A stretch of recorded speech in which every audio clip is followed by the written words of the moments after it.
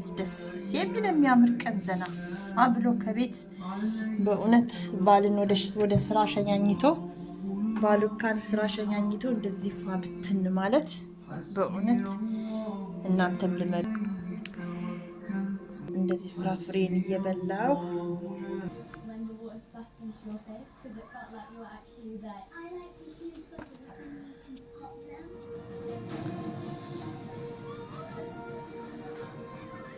እንዲህ በሚያምር ሁኔታ በቃ